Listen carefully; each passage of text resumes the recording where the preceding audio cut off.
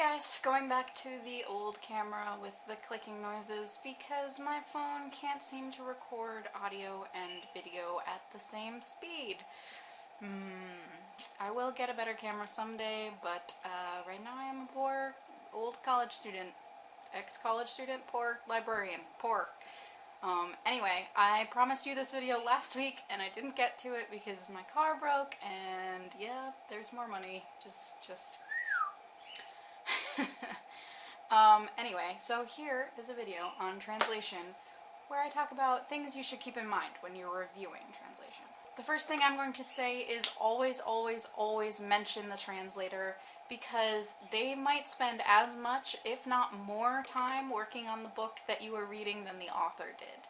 They have to agonize over every single word choice. They have to make sure that they are getting all of the references and understand all of the tonal changes and the interactions. They have climbed inside of this book and pulled it apart in the most intricate way and then stuck it back together in a way that is comprehensible to somebody else. How do you know if a book was translated if it doesn't say on the cover, or if you don't already know? Oftentimes translators don't get their names printed on the cover.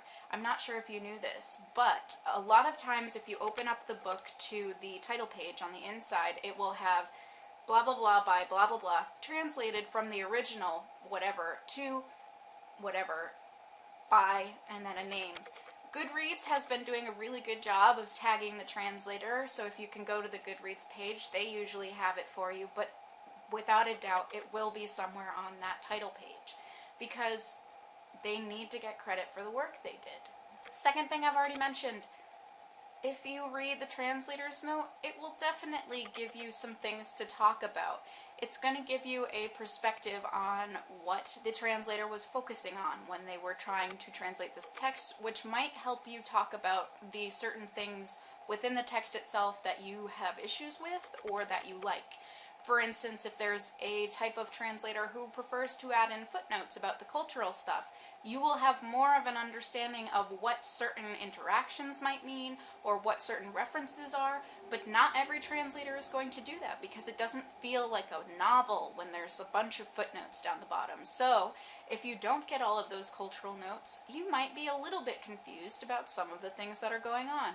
The translator might say, "I didn't feel like doing that," in their translator's note, and it might mean that you, yes you, have to do a little bit of research. Now, I'm not saying that you need to be an expert on the particular culture that that book comes from, because that would take years and years and years of study, and, you know, the translator did part of that for you.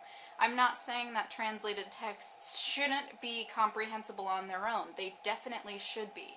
But if there is an interaction or a reference that is made and you don't understand it, likely it's because it has something to do with the original culture.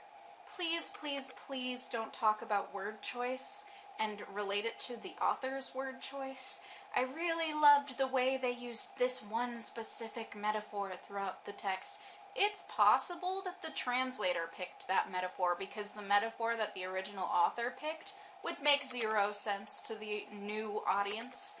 A lot of times they try and stick as closely to the original text as possible, but there are times where you need to localize something because it makes no sense and you want your text to be accessible. That doesn't mean you can't say this word choice was awkward, I wasn't quite sure why this sentence was structured this way, because that's definitely something that is a challenge for translation. Just don't attribute it to the original author. You can say, I liked the way this book had this thing, I liked the way that this was related through this sentence structure, but you can't really attribute it to the original author unless you know for a fact that the original text had that exact same sentence. One of the assignments I had when I was taking my translation course in school was to find a professional review of a text that talked about the translation as a translation, and that was one of the hardest assignments I have ever had. Even professional magazines and newspapers like the New York Times, for instance, would talk about a Murakami book as if Murakami himself had translated it into English. Just make sure that you're giving the translator some light, because oftentimes they're completely invisible, and that is part of their job. They are supposed to make a book from another text completely accessible to you without you noticing that they did that. That doesn't mean, however, they don't deserve the props for all of the hours and hours of work they put into it. If you have some sort of cultural background or cultural knowledge that would allow you to add to your review of the text, please add it in. If you go back and watch my review of The Vegetarian by Han Kang, you will note that I added in some stuff about Korean culture that I had learned through researching for my thesis that other people might not necessarily know and might help them get a better understanding of the text as they are reading it. That isn't to say that you need to have it, again, to be an expert on a specific culture to read a text. It should be comprehensible. It just helps people get different points of view and different understanding, and maybe even love a book more than they would have if they didn't know that. I think that's all I have to say today. I will probably be doing more videos in this series. I mean, I will definitely be doing more videos in this series, either reviewing books in translation or talking about translation in general. I haven't picked up a project of my own to translate since I took that class because it's so time consuming, and honestly I'm a little bit anxious about it. But maybe that could be something that I do eventually, is translate something and talk with you about why I made particular choices. If you have any thoughts or questions, please ask them down below and I will do my best to answer them. Obviously, I am not a translator, I'm a librarian, but I took that class. It's something I want to do with my life. I can be both a librarian and a translator because you don't get paid to translate until you've translated the thing.